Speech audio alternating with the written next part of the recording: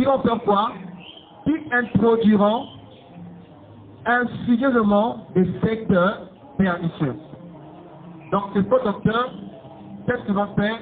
Ils vont introduire, ils vont infiltrer, vous voyez ça, dans l'assemblée, dans l'église, des sectes pernicieuses. Et il dit que ces faux docteurs, ils ont d'abord fait quoi? Ils ont renié le maître.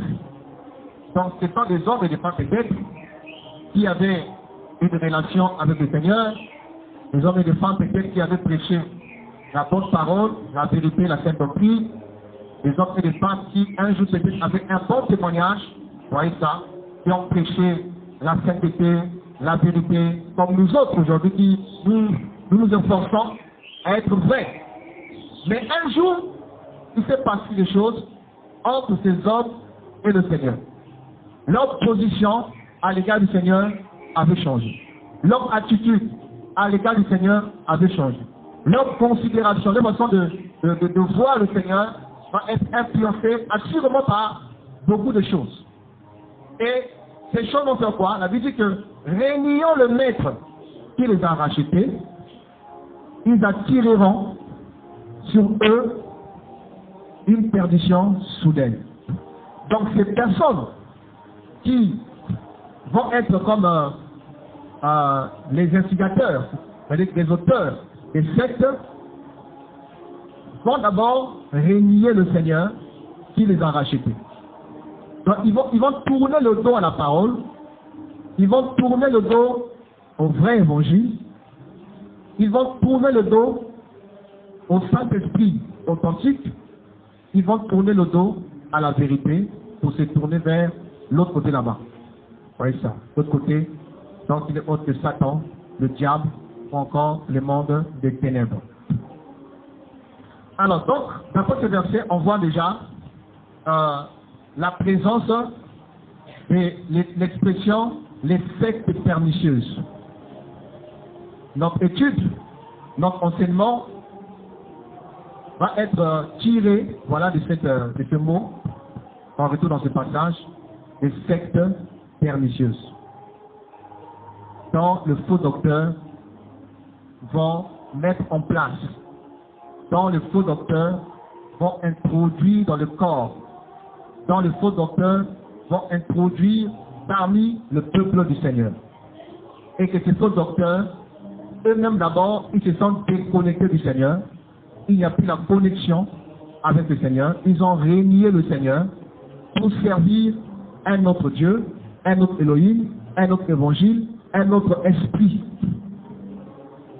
Et quel sera l'impact de leur reniement? Quel sera l'impact de leur égarement? Donc, eux-mêmes égarés, verset 2, la Bible dit quoi? Beaucoup les suivront dans leur dérèglement, et à cause de la voix de la vérité sera calomniée. Donc, on ne dit pas que quelques-uns vont le suivre, quelques personnes vont le suivre, mais beaucoup vont le suivre dans leur dérèglement. Alléluia. Et que la vérité, la sainte doctrine, le vrai évangile sera calomnié à cause de leur scandale, à cause de leur méconduite, à cause de leur abomination, à cause de leur dérèglement. Et mes frères, nous sommes témoins de cette écriture-là. Je vois aujourd'hui comment que le nom précieux et glorieux de notre Seigneur Yeshua, Jésus-Christ, est de plus en plus blasphémé, critiqué, à cause de ce faux docteurs qui font de scandale sur scandale dans les réseaux sociaux, dans les nations, dans les églises. C'est terrible, frère, sœur. C'est choquant de voir comment, au nom du Seigneur, les gens sont prêts à faire, à dire, au nom de Jésus. Vous voyez? C'est choquant de voir là où les hommes sont arrivés, sous couvert de la parole, sous couvert de la Bible, sous couvert de la Bible. Vous avez appris ce qui s'est passé au nord du pays, où ce pasteur a sacrifié son fils au nom de la Bible, au nom de Jésus, au nom de Dieu. Disons que c'est même qu'Abraham a failli sacrifier son fils Isaac. Moi aussi, Dieu m'a demandé de sacrifier mon fils. Et pas un enfant mineur, mais adulte qui est voilà, au lycée. Vous voyez ça? Son Dieu lui a dit, donne-moi ton fils. Je ne sais pas comment ça s'est passé, est-ce que les enfants dormaient? Il a pris le couteau, il a égorgé son fils. Au nom de qui? Au nom de la Bible. Au nom de qui? Au nom de Jésus, au nom de Dieu. Dieu lui a parlé. C'est terrible. Le temps viendra où on va, étape par étape, essayer de dénoncer un peu tous ces sectes-là, mes amis, qui sont en train de détruire l'image réelle de notre Seigneur et l'image réelle, mes amis, de la parole du Seigneur. Alléluia. Et le but, c'est pour nous armer, nous équiper, parce que ces hommes-là, ces gens, on les rencontre partout, dans nos familles, dans les milieux publics, au marché, vous voyez ça, à l'école, ils sont là, en train de recruter, en train d'influencer, en train de chercher des adeptes. Vous voyez ça. Et si on n'est pas bâti, on n'est pas affermi, on n'est pas enseigné, facilement on peut être influencé, on peut recevoir, mes frères, des mauvaises semences. Alléluia. C'est pourquoi, étant que sentinelle, et au 1 Éphésiens 4, on a la responsabilité de sonner la trompette. On a la responsabilité, les amis, de pouvoir positionner l'Église sur le cheminement de la vérité. Alléluia. Afin qu'on ne soit pas emporté à tout vent de mouvement, à tout vent de doctrine, à tout vent de nouveautés. Parce qu'aujourd'hui, les gens sont à la quête de nouveautés, des nouvelles choses, des nouvelles onctions, des nouvelles expériences. Et qui les éloignent de l'essentiel.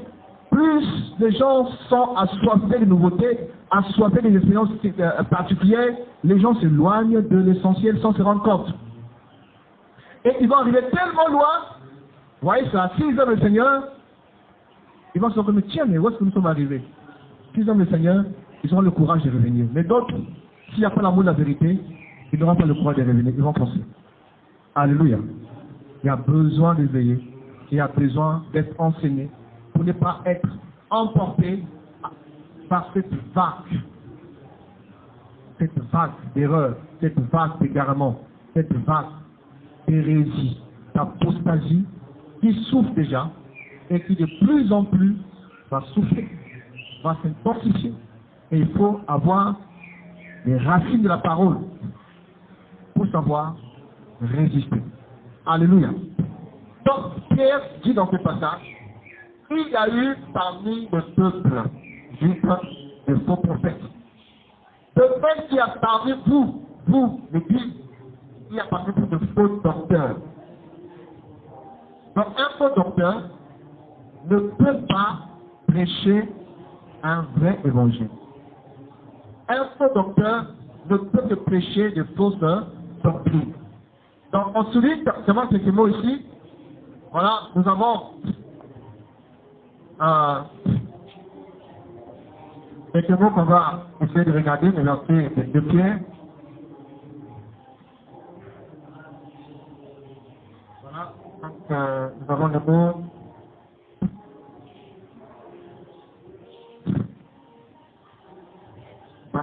la doctrine, la secte, et il y a pernicieuse. Alors, avant que nous puissions définir un peu ce mot, rappelons ceci. C'est tout ce qui arrive là, pour l'émergence des sectes pernicieuses, ne sont autres que l'accomplissement de la parole de Seigneur. Ce sont des choses qui ont été annoncées. Et dans la parole, on peut retrouver beaucoup d'avertissements. On peut lire plus quelques versets. Prenons l'exemple Acte 20. Acte 20, verset 30. Acte 20, verset 30. Acte 20, verset 30. 1 Timothée 4.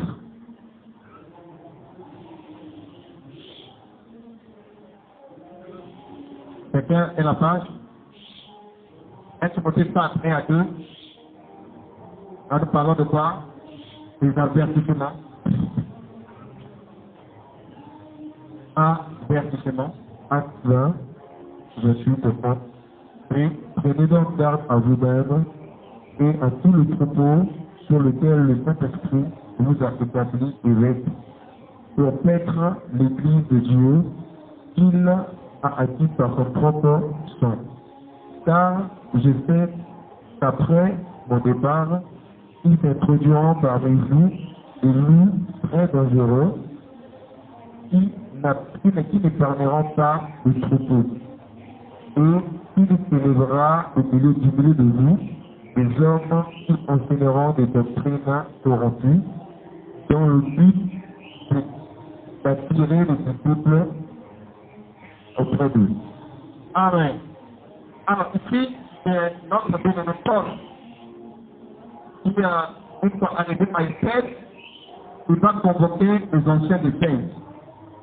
Et ces paroles qu'on vient de lire étaient destinées à ces anciens-là, qui étaient comme des conducteurs, des sentinelles, des gardiens du peuple, voilà, comme nous autres aujourd'hui.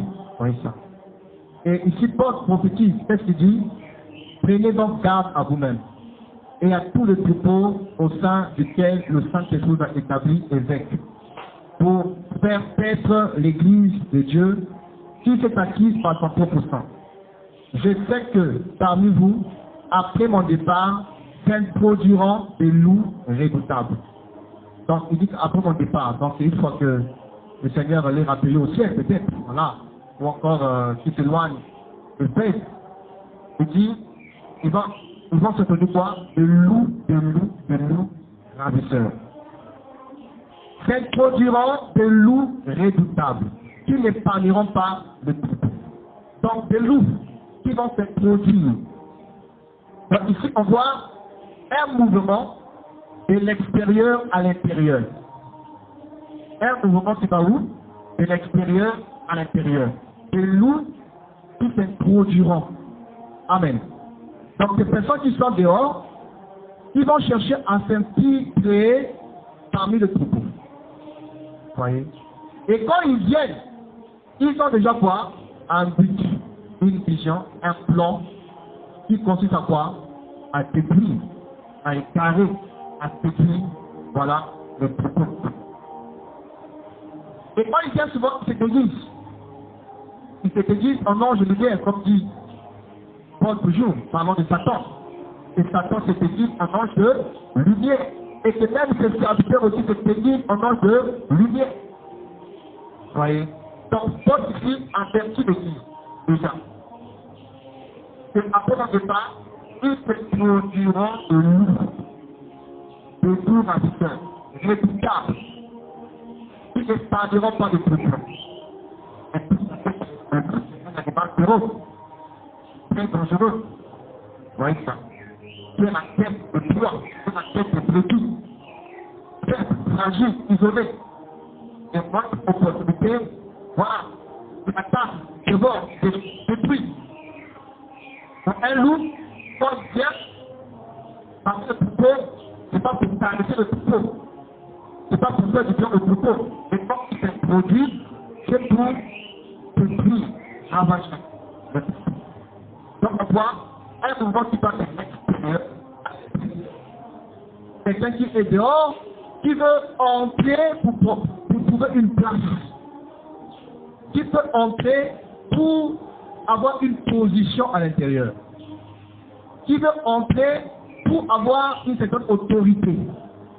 Alléluia. Mais pas pour la gloire de Dieu, mais pour accomplir la mission de leur maître Satan. Ça, c'est tout le mouvement. Deuxième mouvement, il dit quoi? Et qui s'élèvera parmi vous, de faux frères. Et il s'élèvera parmi vous. Donc ça, c'est un mouvement de l'intérieur. Donc des personnes qui sont à l'intérieur, mais qui sont faux, qui sont corrompus. Vous voyez ça? Qui ne sont pas vrais avec le Seigneur. Qui ne sont pas brisés, qui ne sont pas appelés. Donc des Corées, hein, voilà. Les Corées, les Abirams, donc des rebelles, des gens qui viennent de l'intérieur. Remarquez les vers sont dit, il se lèvera au milieu de vous. Donc, des personnes qui s'élèvent eux-mêmes. Des personnes qu'on n'a pas recommandées. Des personnes qui s'engagent à des choses pour lesquelles ni le Saint-Esprit ni l'Église les a confiées. Alléluia. On est là? Est-ce qu'on est là? Ça passe, non? Dans Acte 13, pendant qu'il priait, la vie du quoi? Mettez-moi à part Paul et Barnabas. Qui a parlé? Le Saint-Esprit. Qui les a élevés? Le Saint-Esprit. Alléluia. Mais ces hommes-là ont dit quoi? Il s'élèvera. Donc on voit des personnes qui sont à la quête de quelque chose, à la quête d'une notoriété, à la quête d'une position, à la quête, voilà, d'une influence, qui n'ont pas été, qui ne sont pas recommandés, qui n'ont aucune recommandation officielle, ni des frères, ni de l'esprit, mais qui sont dans l'auto-élévation, qui s'élèvent eux-mêmes. Et l'ennemi passera par eux aussi pour insérer quoi? Des sectes, des hérésies, des choses pernicieuses. Et mes frères, quand on regarde le corps de Christ, tout ce que Paul a parlé jusqu'à maintenant, on peut affirmer que la prophétie de Paul est encore en cours. La prophétie de Paul s'est accomplie et encore en train de s'accomplir. Parce que le Saint-Esprit s'est inspiré. Et les gens, il faut que c'est prédit ça. Parmi les signes à fin de temps, il s'élèvera. Ah. C'est le Jéro. Jéro signifie quoi? Il s'élèvera de faux Christ. Il s'élèvera de faux Messie. Il s'élèvera de faux prophètes. Donc le mot est avec le mot aimé. Donc est de faux prophètes. Un revers de faux Messie. Et en tout cas de la faute. C'est moi, après, un faux revers. Un faux revers.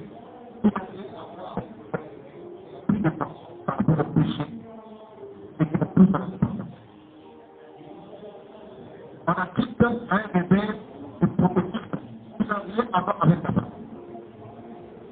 On pense pas prophétique. Simplement, les prophètes, c'est pas que, voilà, Dieu.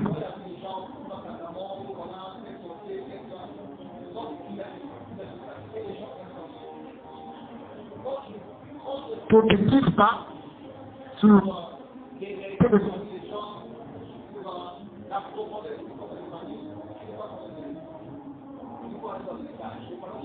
prophète, prophète.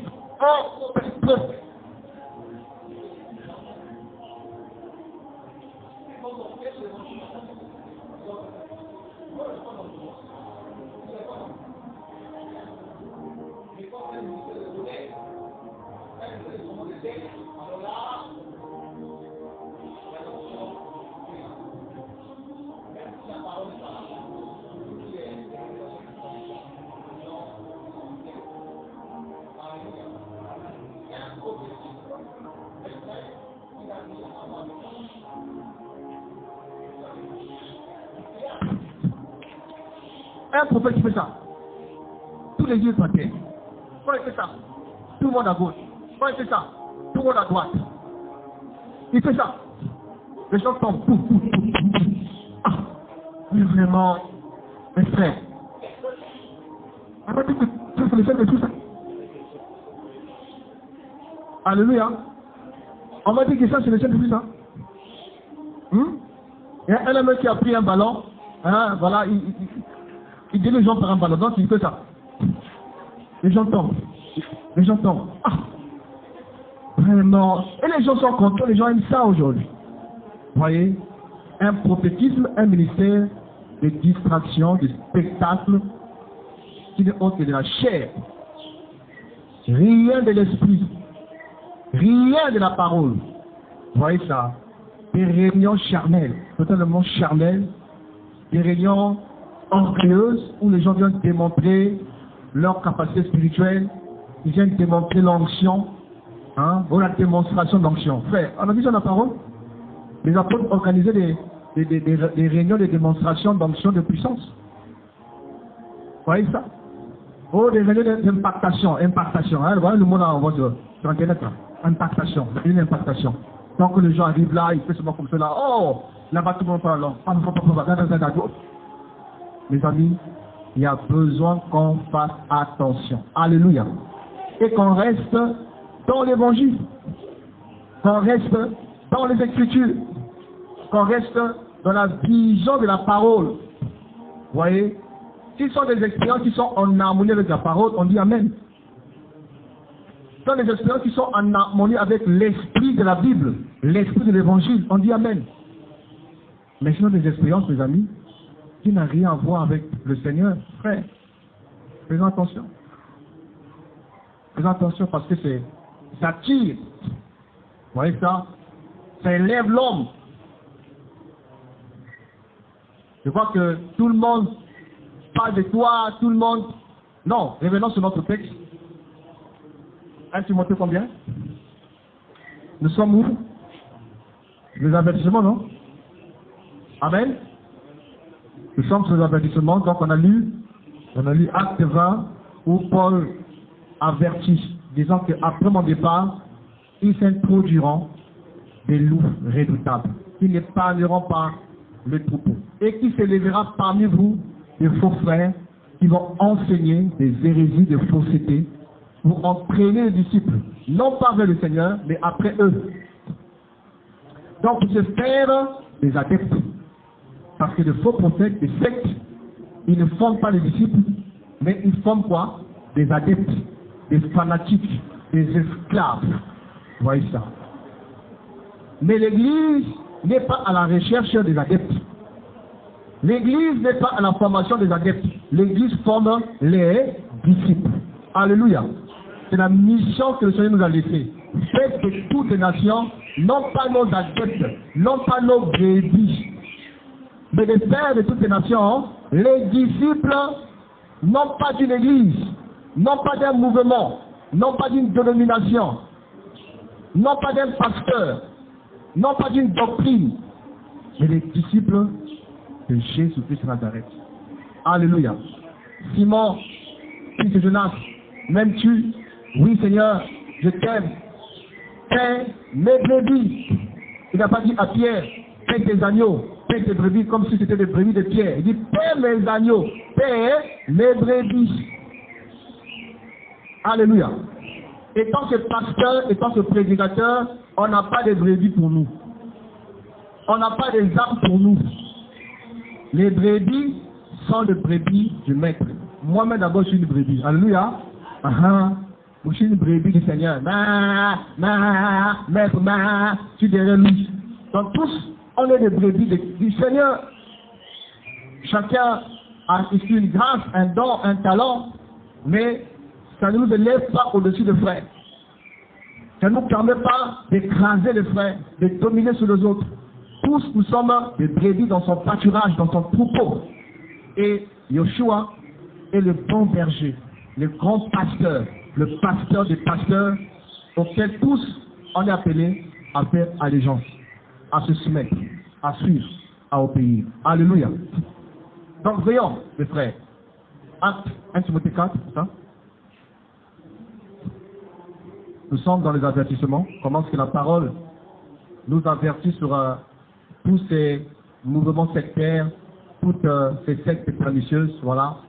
1 Timothée 4, 1-2. Oui. Mais l'Esprit dit expressément à l'Église, dans les derniers jours, quelques-uns abandonneront la foi, détourneront la foi, s'attachant à des esprits séducteurs et à des doctrines de démons. Par l'hypocrisie des faux docteurs, ayant leur propre conscience marquée au fer rouge. Amen. L'Esprit dit expressément, le Saint-Esprit, qui a inspiré les 40 auteurs de la Bible. Le Saint-Esprit qui est prophétique. Le Saint-Esprit qui est omniscient, qui connaît tout. Il dit expressément que dans les derniers jours, nous allons, quelques-uns, derniers temps, dans les derniers temps, quelques-uns abandonneront la foi, comme doctrine, comme enseignement. Pour s'attacher à qui? À des esprits séducteurs et à des doctrines de démons. Waouh! La parole nous apprend que, mes frères, qu'il y a des esprits séducteurs et qu'il y a des doctrines inspirées par des démons. Et toutes les doctrines ne viennent pas forcément du Seigneur ou du Saint-Esprit. Il y a des doctrines des hommes, des doctrines d'hommes, des commandements d'hommes, comme dit le Seigneur. Il y a aussi des doctrines démoniaques. Voyez ça. Et cette parole est destinée à qui? Aux contemporains de la fin des temps. C'est à eux que cette écriture est adressée. L'Esprit dit expressément que dans les derniers temps, quelques-uns abandonneront la foi. Ils vont abandonner la vérité, la parole, pour s'attacher à autre chose, à des esprits séducteurs, voilà, qui peuvent être aussi des faux pasteurs, des faux prédicateurs, qui sont éloquents, qui font des miracles, qui ont une apparence d'onction, qui attire de foule. Je ne dis pas que le Seigneur n'attire pas de foule, hein? Alléluia. On va mettre l'équilibre. Oh non, s'il y a la foule là-bas, donc là-bas c'est le diable. Non, c'est faux. Le Seigneur lui-même était suivi par de grandes foules. Le Seigneur était un homme de foule. Alléluia. Voilà. Mais la particularité des esprits séducteurs, c'est qu'ils attirent la foule à cause du levain. À cause du levain. La Bible dit qu'un peu de levain fait quoi? Fait augmenter la pâte. Et le levain, c'est le péché. Le levain, c'est aussi la fausse doctrine, l'hérésie, l'hypocrisie. Donc, à cause de la présence du levain, la pâte augmente. Alléluia. La pâte augmente. Et quand on voit cette augmentation de la pâte, on dit, waouh, ici, là, on ne peut pas la vie, il y a la gloire. Alors que, mes amis, c'est la levure qui fait augmenter la pâte. Voyez ça. Et là encore, on dit, quelques-uns abandonnent la foi pour s'attacher à des esprits séducteurs et à des doctrines des démons. C'est pourquoi il y a besoin d'interroger les doctrines. Il y a besoin d'examiner comme les Béréens. Alléluia. D'avoir cette attitude des Béréens. Acte 17:11. Disant que les Béréens examinaient ce que Paul disait, si c'était exact avec la Torah, avec l'ancienne alliance. Est-ce que ça concordait avec la parole? Ils vérifiaient. Cette attitude qui a disparu, les amis, au milieu des chrétiens de la fin des temps, des contemporains de la fin des temps. On n'examine pas, on ne vérifie pas, on n'interroge pas. On verra avec les juges. Voilà quand on va avancer par rapport à les verbes jugés. Il y a une responsabilité de juger qui revient à tout enfant du Seigneur. Il y a un aspect de jugement qui appartient qu'au Seigneur, qu'à Elohim. Mais il y a aussi un aspect de jugement qui appartient aussi aux disciples. Alléluia. On a aussi la responsabilité, le devoir de juger. Exemple, parlant de prophètes, dans 1 Corinthiens 14, Paul dit que 2 ou 3 parlent et que les autres jugent. Qu'ils examinent ce qui est dit. Est-ce qu'il y a l'exactitude? Est-ce qu'il y a la conformité avec la prophétie des prophéties, qui est la parole de Dieu? La prophétie par excellence, qui est ce qui est écrit. Et le mal avec l'esprit sectaire, c'est le fait qu'il éloigne les gens sur ce qui est écrit pour s'attacher à l'expérience, pour s'attacher à une philosophie donnée, pour s'attacher à une forme de succès, de réussite, mais qui n'a rien à voir avec la parole de Dieu. Parce qu'il réussit, parce que ce qu'il fait, ça marche, parce que, voilà, il y a une apparence de succès, de réussite dans son ministère, on pense que ça suffit. Non, frère, Alléluia. Non. L'Église catholique n'a pas de succès dans le monde. Ça veut dire qu'ils sont vrais. Nous n'a pas de succès dans ce pays. Alléluia. Ça veut dire qu'ils sont vrais. Les témoins de Jéhovah n'ont pas de succès dans ce pays. Ils ne sont pas en train de s'accroître dans cette nation. L'islam, regardez ce qui s'est passé avec les ramadans. C'est terrible. Terrible et choquant de voir les Congolais qui sont en train d'atterrir cette fausse religion. Une religion qui prend de l'ampleur. Mais ils s'en font.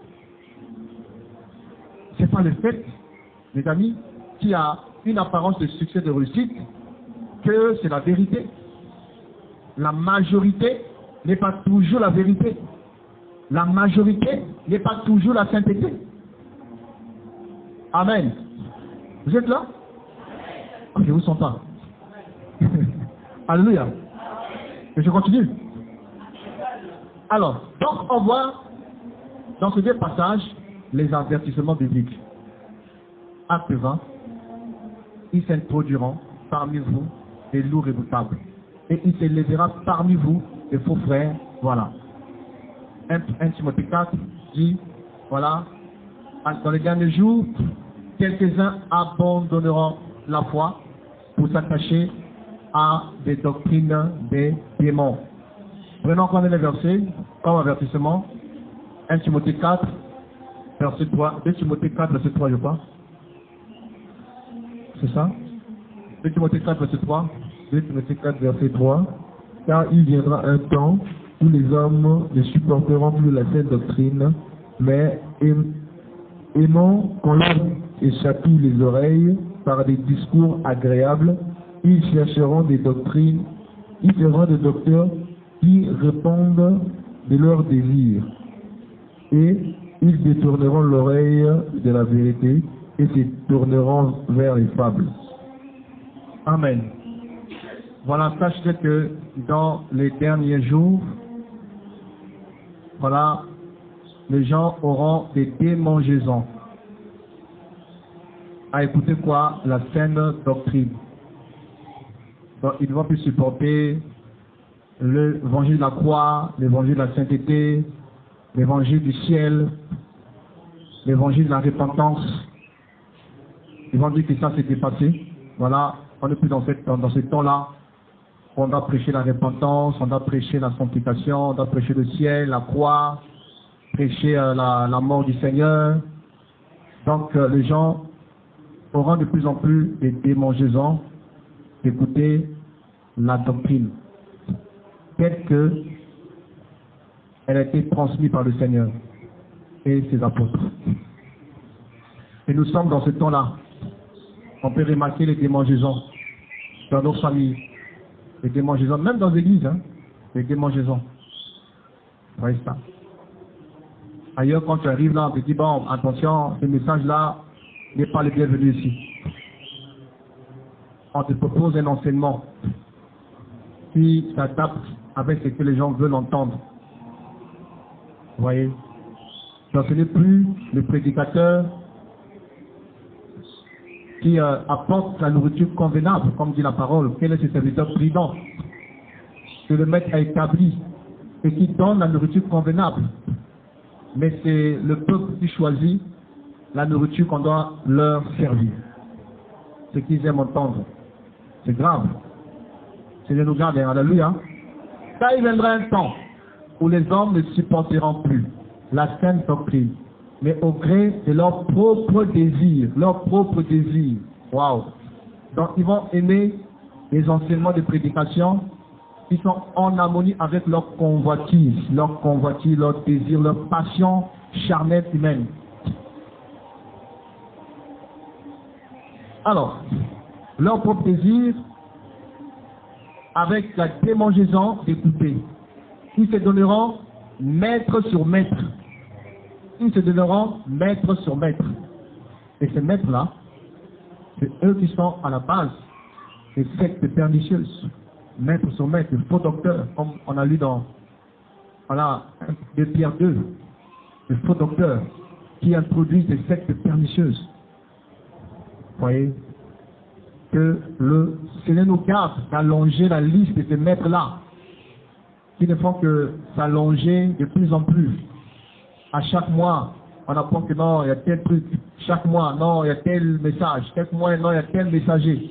Tellement une pluie de maîtres sur maîtres dans cette génération, il y a besoin d'être vigilant. Alléluia. Ils détourneront leurs oreilles de la vérité et se tourneront vers les fables. Vers les fables. Waouh. Donc ils vont détourner leurs oreilles pour écouter des histoires, des contes à dormir debout. Voilà. Ils ne veulent pas de l'évangile, mais ils aiment des fables.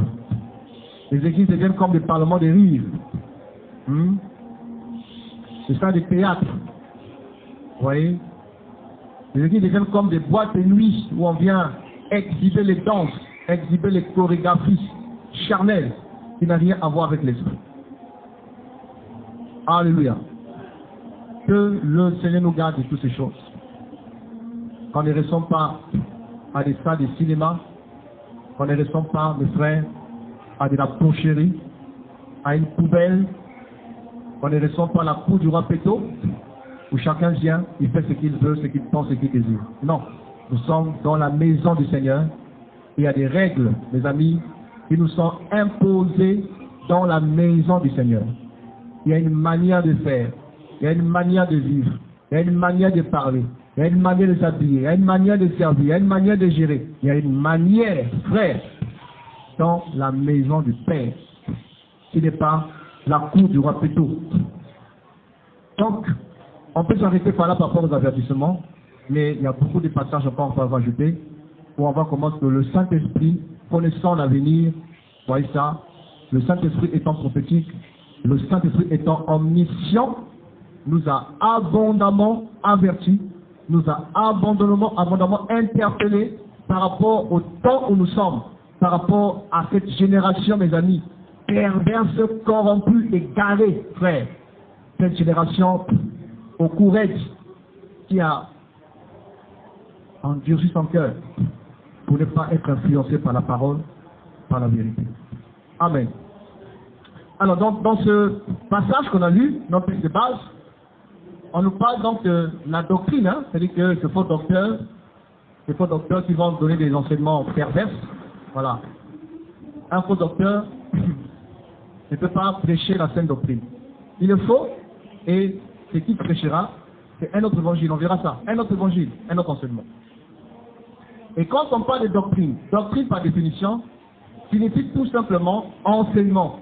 Amen. Enseignement. Donc, doctrine égale à enseignement. Et la seule doctrine, pour nous, l'Église, c'est quoi? C'est d'abord les enseignements du Maître. Les enseignements de notre Seigneur Jésus-Christ. Parce que le Seigneur, étant sur terre, il a parlé dans les 4 évangiles. Voilà. Donc, tout ce que le Seigneur a dit fait autorité. Fait partie, mes frères, de la saine doctrine, de l'enseignement du Maître. Et le Maître, avant de partir, il va dire aux 12, j'ai encore beaucoup de choses à vous enseigner, mais vous n'êtes pas encore prêts à les supporter. Quand viendra le consolateur, il vous conduira dans la vérité. C'est-à-dire qu'il y a une partie des choses dont il devrait communiquer aux apôtres, mais il s'est retenu, il a laissé cette prérogative à qui? Au Saint-Esprit. Donc quand viendra le consolateur, il vous enseignera, il complétera, il enseignera, il a même dit qu'il vous rappellera ce que j'ai dit. Donc il y aura un rappel d'abord des paroles du Seigneur, peut-être l'apôtre Paul l'exemple. Il n'était pas là quand le Seigneur il n'était pas là. Mais dans 1 Corinthiens 11, je pense quand il parle de la Sainte Seine, il rappelle un peu l'épisode. Voilà, dans la nuit, il livrait, il prit du pain, tout ça, et après on dit grâce, il n'était pas là. Quand il a pris ça? Le Saint-Esprit. Alléluia.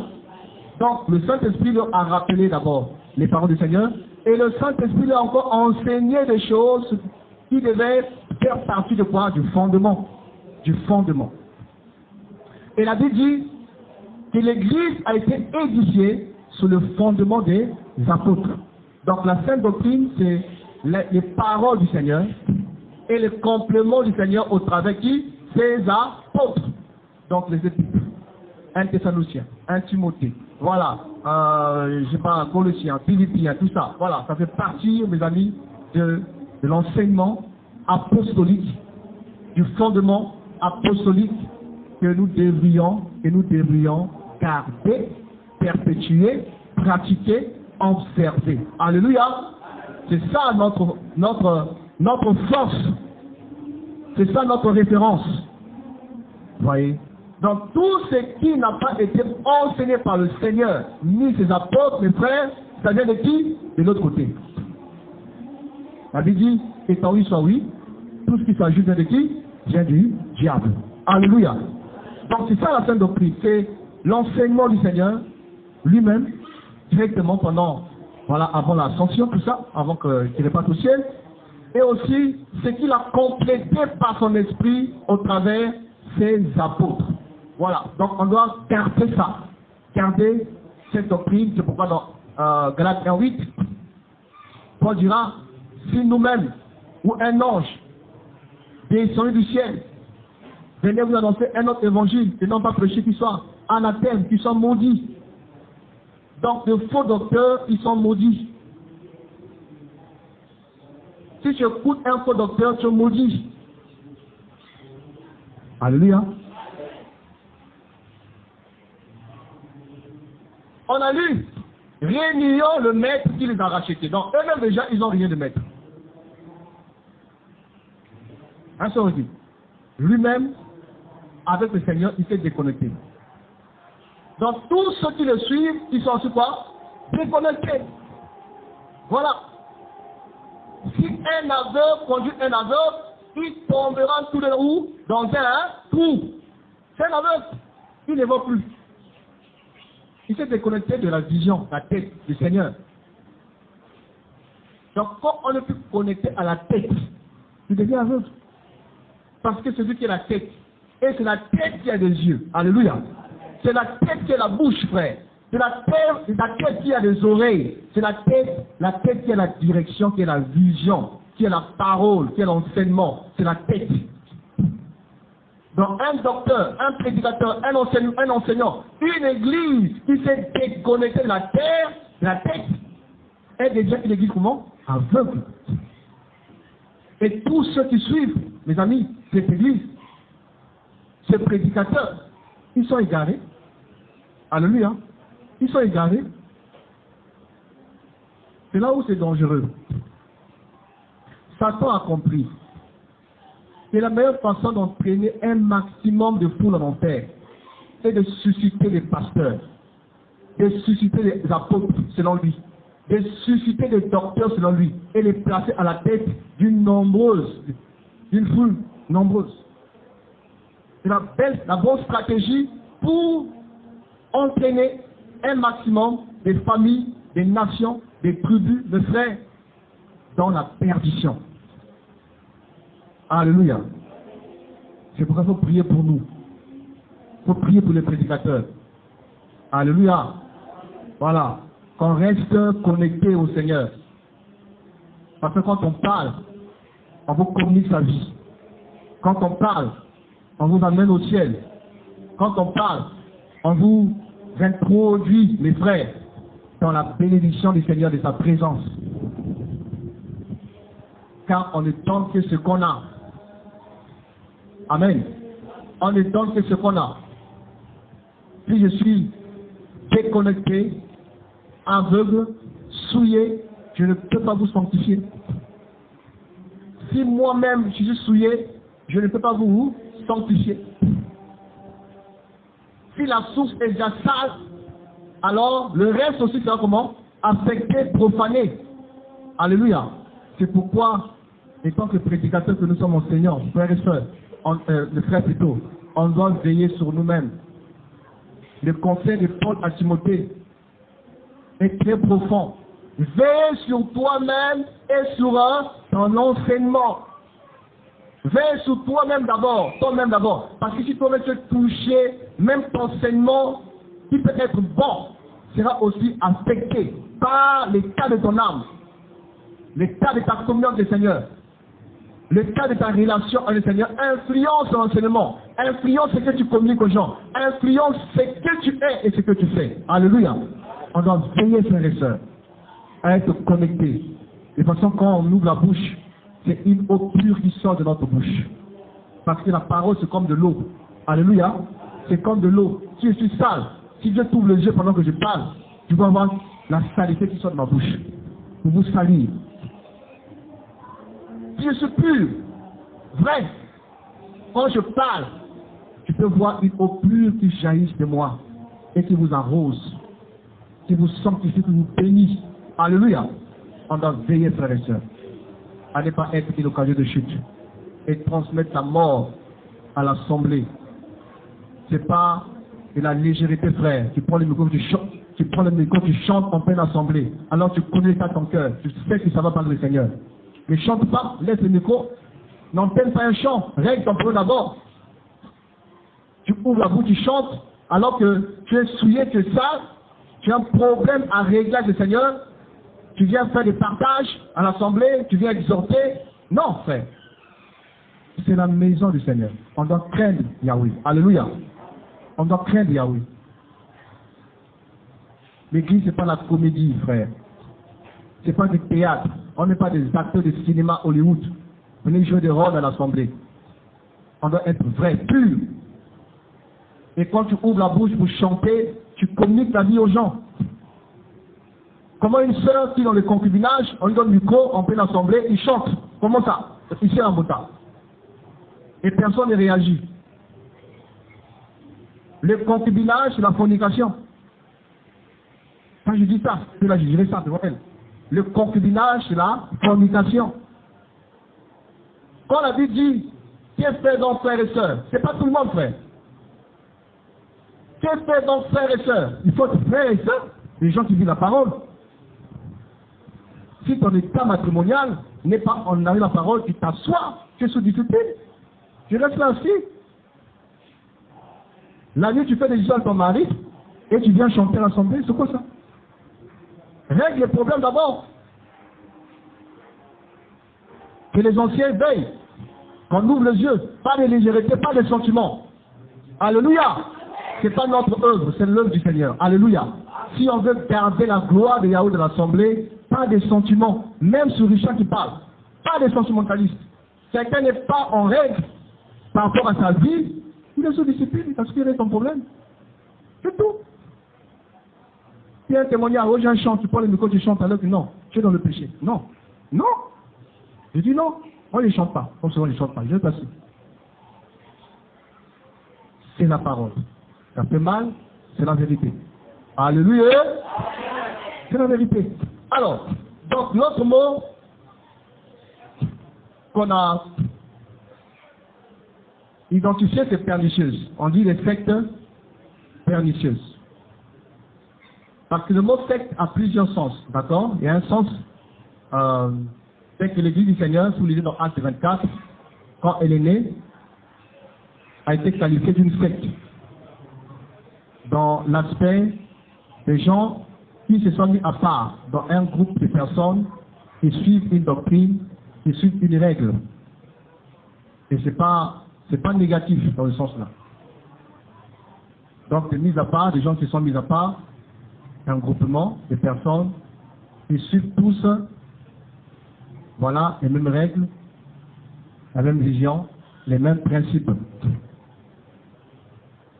Mais le verset qu'on a lu, il y a un adjectif qui a été associé à secte, c'est quoi? Des sectes pernicieuses.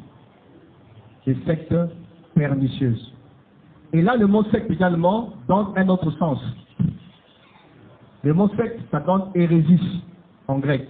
Hérésis. Qui se définit comme étant l'action de capturer. L'action de capturer une proie, une âme ou encore des hommes. L'action d'emprisonner, d'emprisonner des gens.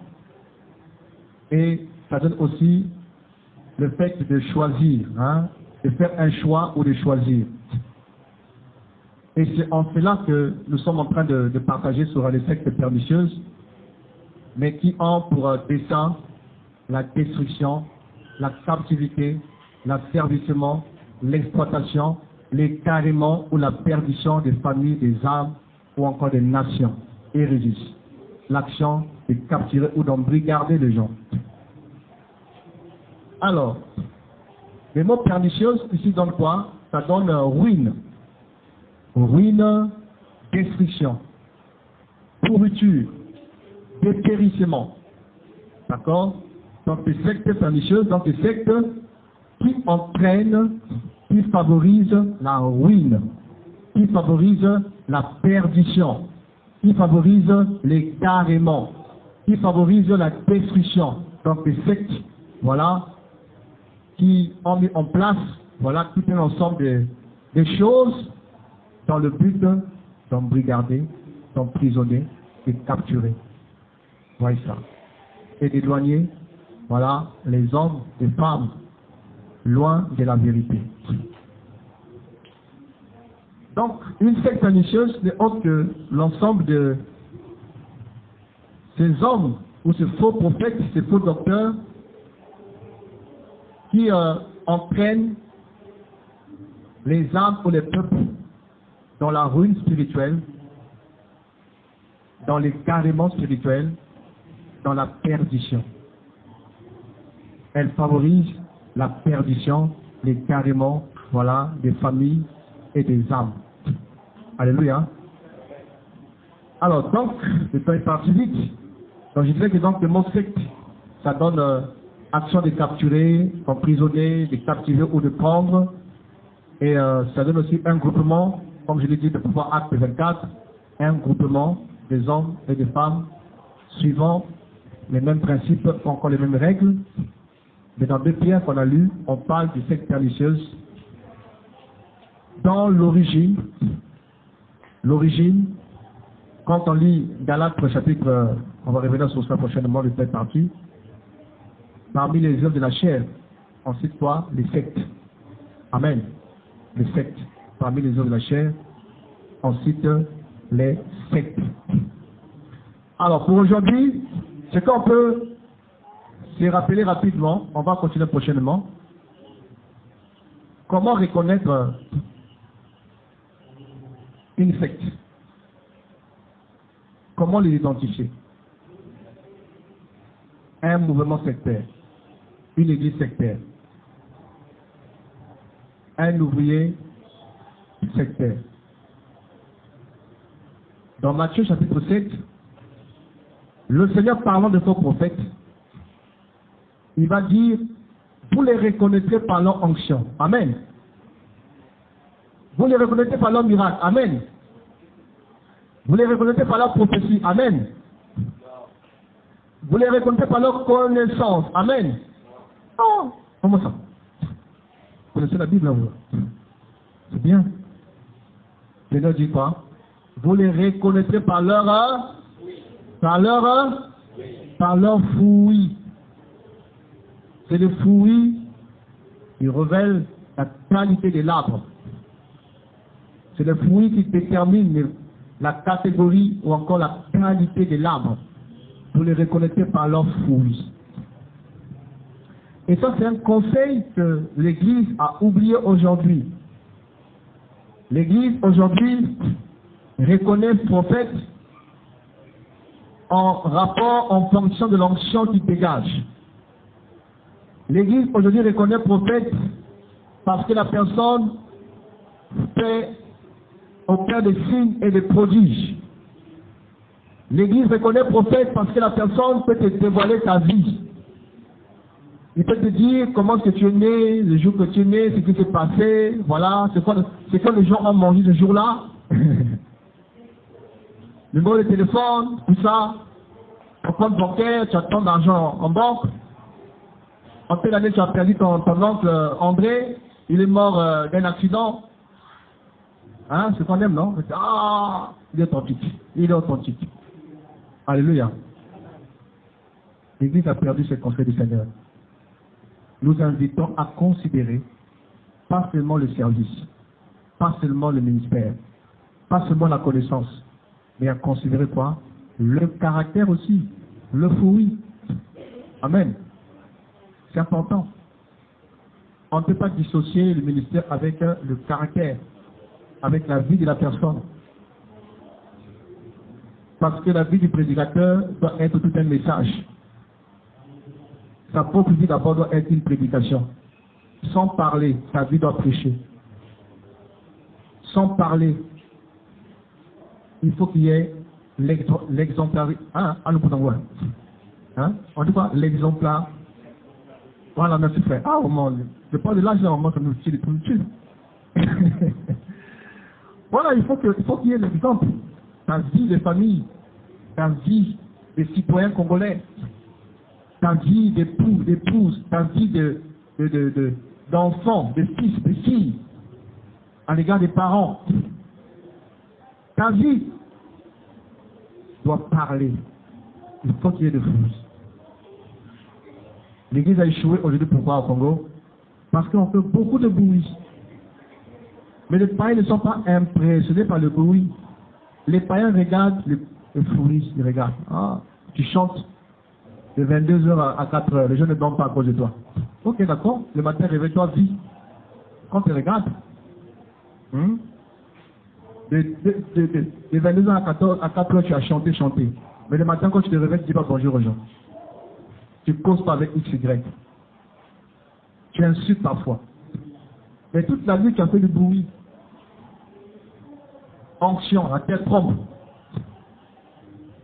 Mais un petit pardon pour donner à quelqu'un qui a des problèmes. Tout le bruit que tu as fait là, c'est pourquoi. Alléluia!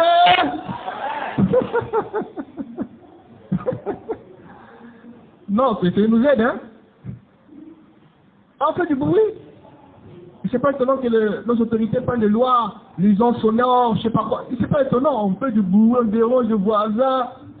Prier, c'est pas déranger les gens qui dorment. Prier, c'est pas déranger les gens. C'est pas par notre bruit qu'on va impacter les nations. Hein, frère, prophète.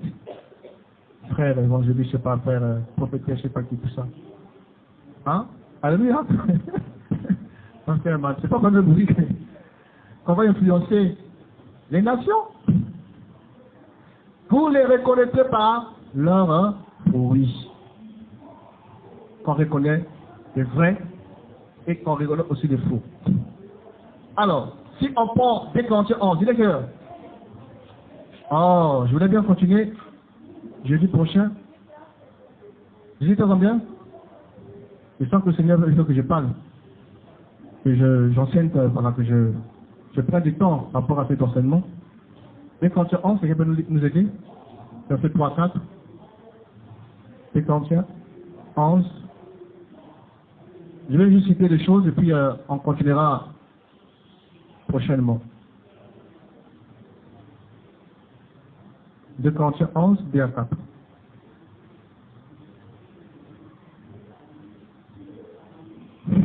Oh Seigneur.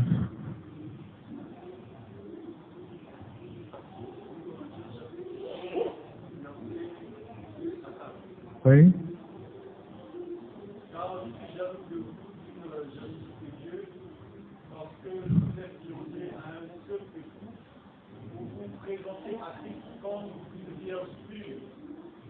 De même que le serpent séduisit Ève dans sa ruse, je crains que vos pensées ne se corrompent et ne se détournent de la simplicité à l'égard de Christ.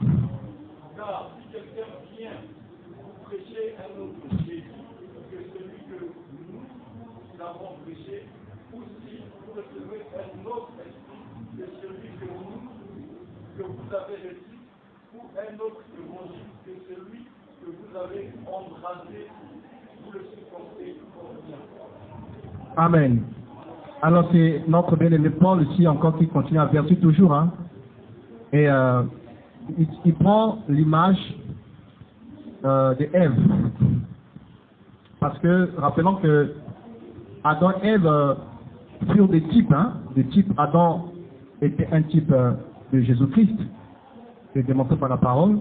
Hein, si vous lisez 1 Corinthiens 15:45, ça veut dire que on nous parle du premier Adam et du dernier Adam, qui est le Seigneur.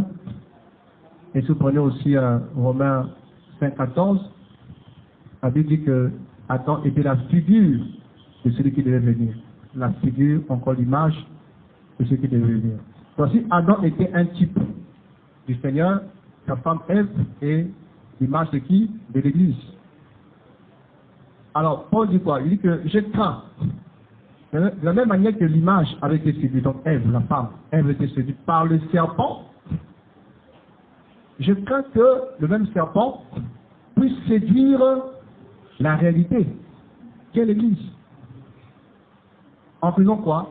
En vous présentant un autre Jésus, un autre esprit et un autre évangile. Donc on verra prochainement que comment reconnaître les sectes dans leur stratégie.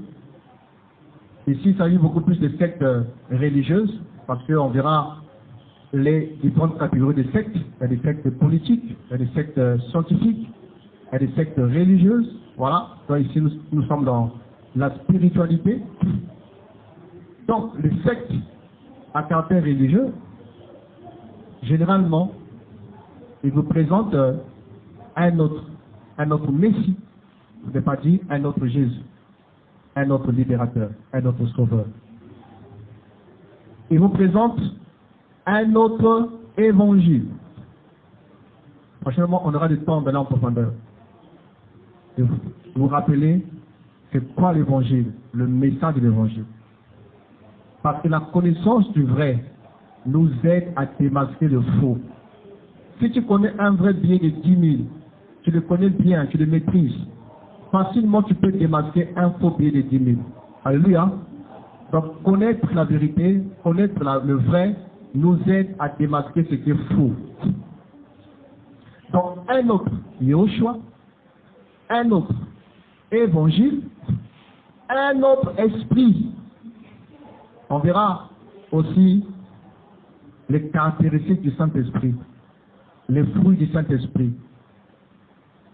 Et le Saint-Esprit des sectes qui agit dans le milieu sectaire n'a rien à voir avec le Saint-Esprit des dons de Jésus-Christ. Alléluia. Dans le secte, l'évangile, souvent qui est présenté, est un évangile erroné, falsifié, dulié, modifié. Voilà. Il n'est pas vrai. Un évangile habillé, maquillé. Un évangile tronqué. Les sectes, parmi leurs stratégies également, il y a, voilà, ils vous présentent aussi un autre moyen de salut. Un autre moyen pour être sauvé. On y reviendra aussi. Parce qu'aujourd'hui, les amis, pour d'autres milieux, Jésus-Christ n'est pas suffisant. Il faut Jésus avec un à côté. Tu crois en Jésus, c'est vrai, mais il faut croire aussi au prophète. Est-ce que vous voyez ça? Tu crois au Seigneur, mais d'accord, mais il faut croire aussi. Voilà. Donc, Jésus n'est pas suffisant pour le salut. Mais les sectes, réellement, ils présentent un autre moyen, de salut. Et on peut aussi remarquer dans ce milieu la négation de l'autorité de la parole. La Bible n'est pas reconnue comme l'autorité absolue. Vous voyez ça. C'est pourquoi d'autres leaders sectaires se permettent, voilà, de concevoir leur propre Bible, comme les témoins de Jéhovah, comme les Mormons et bien d'autres encore, tout ça. Parce que il faut une Bible sur mesure par rapport à sa vision, sur mesure par rapport à ses convictions, sur mesure par rapport à son interprétation sectaire, hérétique. Alléluia. La négation de l'autorité absolue des Écritures. Ils ne peuvent pas accepter la parole telle qu'elle est, mais soit ils vont la combattre, la tronquer, la falsifier, tout ça. Les sectes également, on peut remarquer le fait que dans d'autres milieux, on exige de faire allégeance au gourou ou encore au leader bien-aimé. Il faut faire allégeance, il faut un respect abusif parfois, souvent, au leader. Et ça fait parfois que tu peux insulter le Seigneur, ça ne dit rien. Mais quand tu touches au prophète ou encore à l'apôtre, au pasteur, à l'homme de Dieu, tout ça, au prophète, là tu as des problèmes. Je vois souvent l'homme qui prend la place du Seigneur dans la vie des gens. La parole de l'homme fait autorité. La parole de l'homme fait partie de l'évangile. Vous voyez? Ah, Richard a dit. Ah, Richard a dit. Et puis la Bible a dit, Richard a dit. Richard a dit. Alléluia. Ah, monsieur là? Alléluia. Ça passe, non? Ça nous aide un peu? Voilà. Et ça fait partie de quelques critères. J'irai en profondeur prochainement concernant l'identification des sectes. Voilà. Et remarquez l'exemple qu'on a utilisé, sournoisement. Hein, ils introduiront sournoisement. C'est comme le serpent. Le serpent, quand il s'infiltre là, il ne fait pas du bruit. L'esprit sectaire, voilà, le frère témoigné, il a marché sur le serpent du manche. L'esprit sectaire, c'est-à-dire qu'il entraîne les gens de façon subtile, dans l'égarement, sans que les gens se rendent compte. Il vous éloigne de l'essentiel, il vous éloigne du fondement sans se rendre compte, de façon subtile. Comme je disais que parfois, on arrive tellement loin, on se dit, mais tiens, là où nous sommes arrivés là-bas, est-ce qu'on peut encore répartir? S'il n'y a pas l'humilité, on va foncer. Mais si on aime le Seigneur, on va revenir. Vous dites, ah, je m'étais égaré, hein, je reviens. Je m'étais trompé, hein, pardonnez-moi, je reviens. Je reviens à l'essentiel. Alléluia. Il faut faire allégeance au gourou. Il, voilà, réunit l'autorité des Écritures. Alors, donc voilà un peu ce que je voulais dire en chutant ce soir. Et prochainement, on reviendra sur ce que je voulais dire, à savoir comment reconnaître les sectes, tout ce que je vais annoncer. Maintenant, on va aller en profondeur. Quand on dit un autre Jésus, ça veut dire quoi? Quand on dit un autre évangile, ça veut dire quoi? Quel est le vrai évangile? Quel est le faux évangile qu'on peut voilà, donner comme exemple? Quand on dit un autre esprit, ça veut dire quoi? Amen. On y reviendra. Voilà un peu, frère, le pardon que cela a mis à cœur.